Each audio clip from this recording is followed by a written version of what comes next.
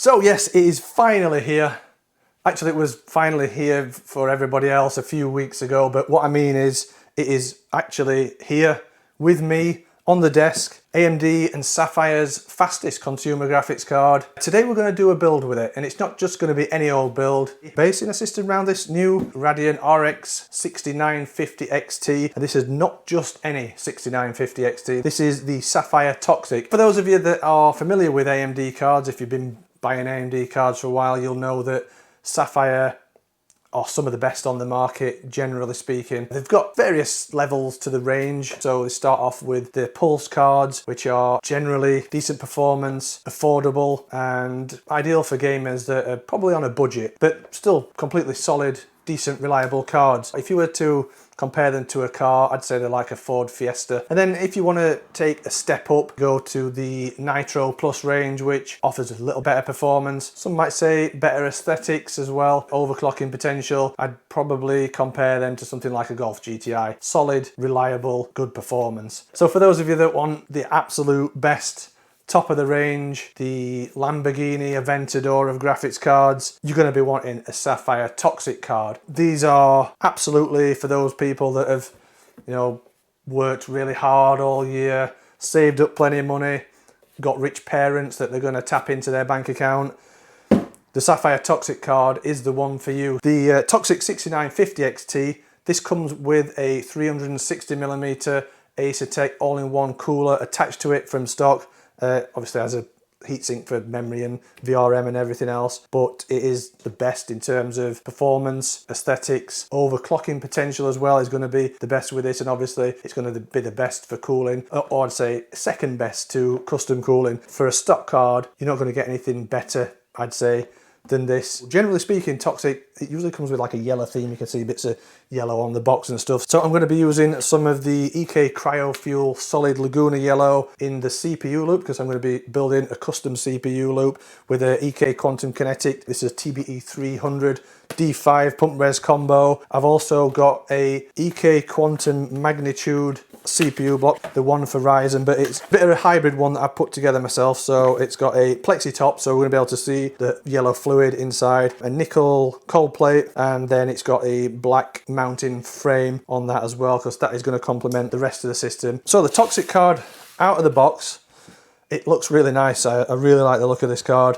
Before it's even lit up in RGB lighting, there's some RGB lighting going on here. This fan will be RGB as well. There's a little display thing there as well that lights up in RGB. And as you can see, the card's got kind of a black and grey aesthetic to it. You've got some brushed aluminium on the front there that looks premium, gives it a real solid look to it. And then you can see the fan inside there. I think that's looks like a 92mm fan for the VRM heatsink and the memory heatsink. You can see there's 3 PCIe connectors, so there's 2 8-pin and a single 6-pin connector. Got the cables there for that, and you can see these have also got the yellow, black and grey theme that's going to match the card. Those I made up myself in my workshop.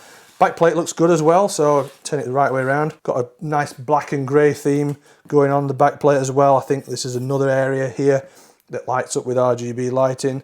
So we're going to try and complement that as much as I can with the build. And then the radiators, pretty standard Acertec 27mm thick radiator, 320mm fans. These are some Sapphire fans. I'm not sure exactly what they are, but these again, going to light up in RGB lighting. So the motherboard I've chosen as well, I think is going to fit in with the aesthetics as well. This is the X570 Aorus Master from Gigabyte. Again, it's got that similar theme of black and grey, or black and brushed aluminium, so I think that'll fit in perfectly with the build. CPU is an AMD Ryzen 9 5900X, so this is the 12-core, 24-thread, ideal for gaming and productivity. So no matter what we'll be using this system for, that CPU and the 6950 XT should be a good match. And then the memory is a favourite of mine. This is the G-Skill Trident Z RGB. This is a 32GB kit, DDR4 3600C16. Again, perfect match with the Infinity fabric ratio with 3600 and the AMD Ryzen 9 5900. And the other thing as well about this memory, again, it's got black and that brushed aluminium or brushed grey aluminium smoked effect, and also RGB lighting on the top. that we'll be able to configure to match in with the yellow theme. The one thing that you always have to take into consideration or not forget when you're planning a system with one of these hybrid cards, especially one that's got a 360mm radiator, is the choice of case. So obviously, if we're building a custom loop, there's going to be two radiators. I'm using a 360mm radiator on the CPU loop as well, so just to keep it looking kind of symmetrical with radiator sizes. So got to remember to choose a case that's going to allow you to fit two 360mm radiators in. So this is the Geometric Future Model 8 Cowboy. It's got a solid front aluminium panel, but that's not a worry because it has an airflow path that comes in from the bottom then out through the rear and the top. So we should be all right, and that means I'll be able to mount the graphics card radiator at the back, probably exhausting the warm air out, and then the CPU radiator on the floor here. Obviously, with such a powerful graphics card and a high-end CPU and all the other water cooling parts and everything else, going to need plenty of power for this system. So I've chosen the Seasonic Prime TX1000. So this is a 1000-watt power supply and it's 80 plus titanium rated. So that should give us all the power we need for the system. And then last but not least, it's the storage. So I don't need a lot of storage in this system. It is only going to be a showcase system. So I've chosen the WD Black SN850 2TB version, so still is plenty if you want to install some games and stuff like that on there, and it is a PCIe Gen 4 NVMe M.2 SSD. So that is basically all the hardware. Last thing as well is the tubing that I'm going to be using. This is the Corsair Hydro X XT hardline tubing. You can see this has got a satin clear finish to it. It's also available in a matte black as well. Both of these I really like to use. I find it really easy to work with. It's 14mm diameter, so I'll be choosing some EK fittings that work with that.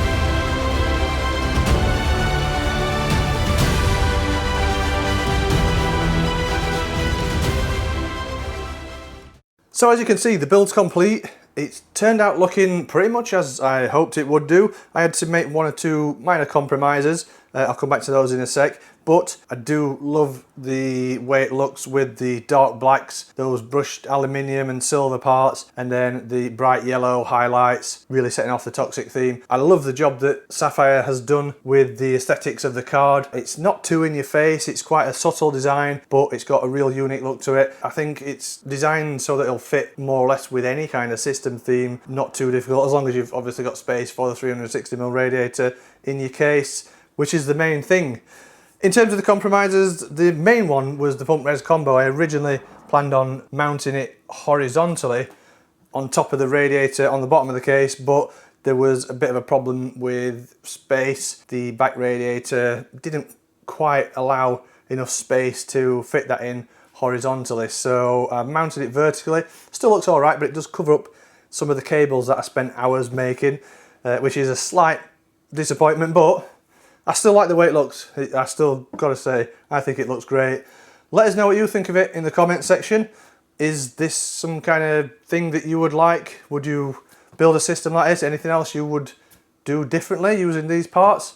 please let me know. The other slight compromise with the fans, I didn't have any of the spare Sapphire fans, so I just used some Corsair LL120s. They're mounted the opposite way round in a pull configuration, so it doesn't look too bad, because even if I did have the Sapphire fans, I would have had to mount them the opposite way around, so they probably would have looked a bit different anyway. Good thing is the RGB lighting all synchronizes up pretty well. The colour tones are very similar, so that was easy to do. And if you want to change the RGB lighting on the Sapphire Toxic card, you can just use the trick software and go into the Nitro Glow section, and then you can just change the colour of the RGB lighting on there if you don't want yellow, if you want to use something else. And to make sure that the system's running as it should be, check the performance of the card in its stock configuration. No overclocking being done. I just ran the 3D Mark Time Spy benchmark.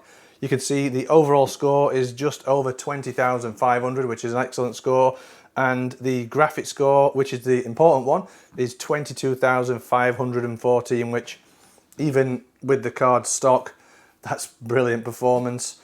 Most people don't need anything more than that. So, but obviously the card is water cooled. You can do more tweaking, overclocking with it if you like, to tune it exactly how you want. So yeah, everything's looking good, running great. The Sapphire Toxic 6950 XT is available to purchase in the UK now, and you can pick one up from Overclockers for just under £1,250. So thanks for watching, guys. I hope you've enjoyed the Sapphire Toxic build.